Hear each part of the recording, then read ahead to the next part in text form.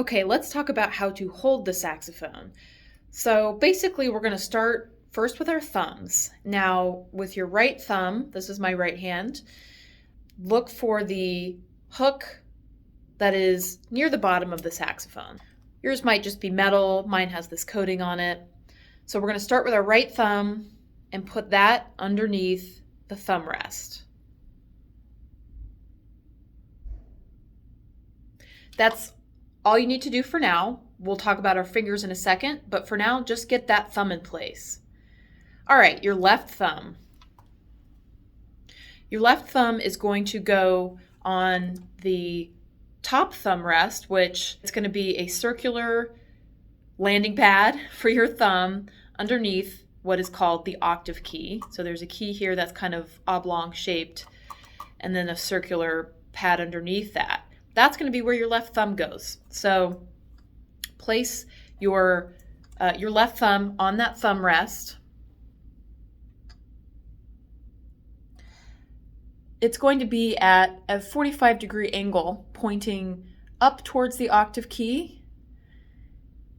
Not all the way like this, not straight up and down, but rather kind of diagonally in between. It'll hover slightly over the octave key while also being on this thumb rest, so that when you go to press the octave key, all you'll be doing is this motion.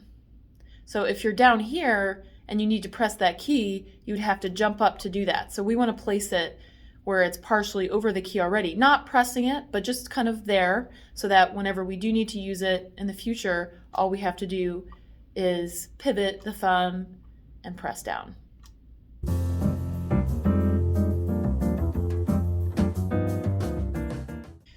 Okay, so with our thumbs in place, we've got our right thumb under the thumb hook here. We've got our left thumb on the thumb pad at the top of the saxophone at that 45-degree angle. So we've got our thumbs in place.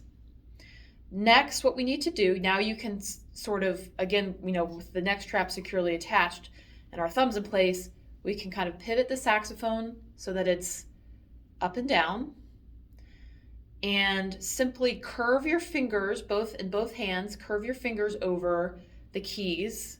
We'll go over exactly where to put your fingers on the keys in a second, but all you need to know right now is that your fingers will come around the saxophone from behind, from where your thumbs are.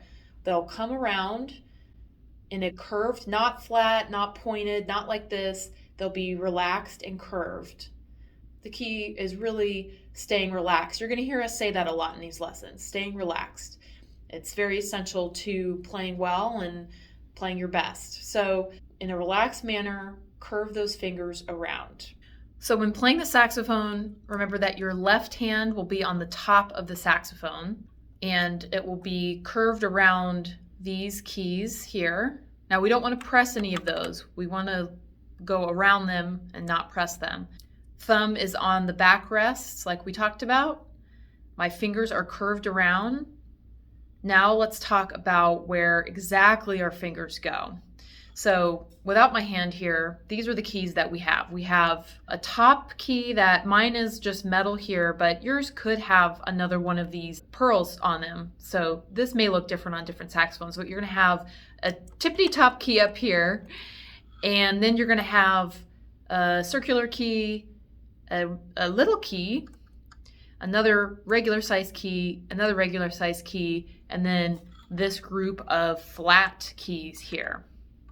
So reset your hand with your left thumb, again left, on that thumb rest at that 45-degree angle.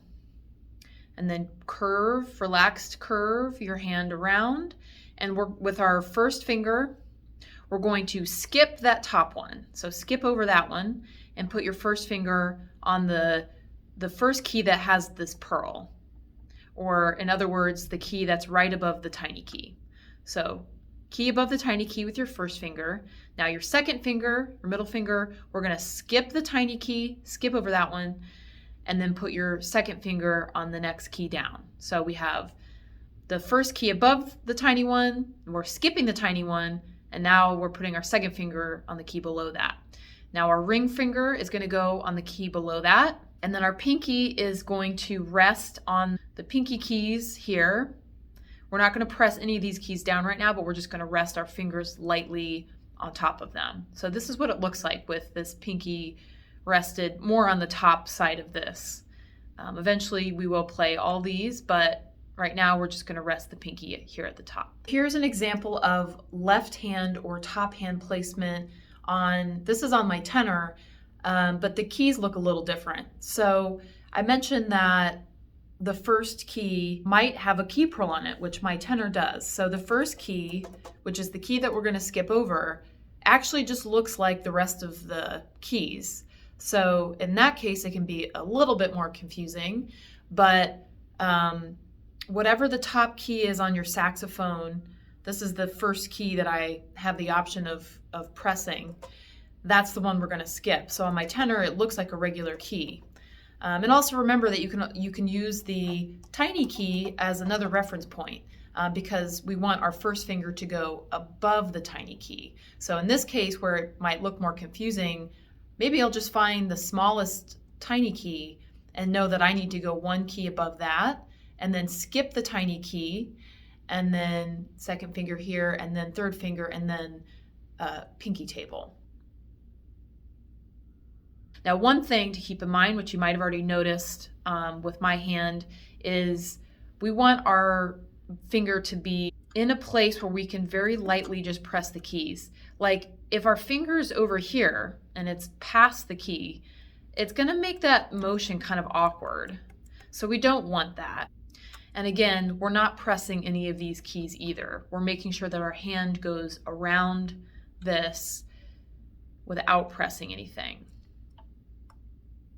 So in the right hand, if you remember, we have our thumb in the thumb hook behind on the back of the saxophone, and our fingers are a little bit easier here because we don't really have to skip any keys. There are only just enough keys for our fingers. So we have the top key with our first finger, the next key with our second finger, and then the third key with our ring finger. And then much like our other hand, our pinky is going to just rest lightly on top of these pinky keys.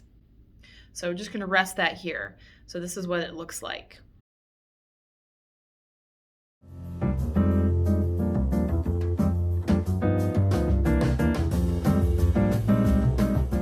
With both of your thumbs in place and your neck strap attached, you'll be able to rotate the saxophone freely and bring the mouthpiece to your mouth.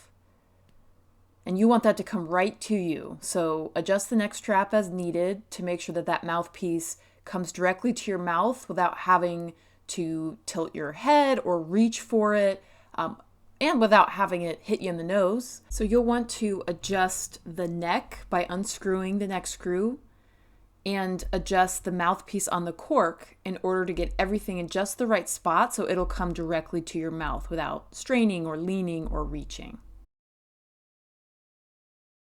On tenor, which is bigger than alto, we're still going to start with our thumbs in place and letting the saxophone rotate freely on the neck strap and bringing that mouthpiece to our mouth.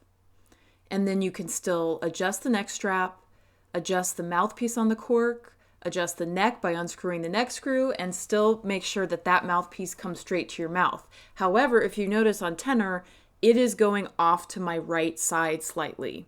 That's because the tenor is longer and it's bigger. So unlike alto, that's going to be a little bit more in our center, the tenor is going to be off to the right side.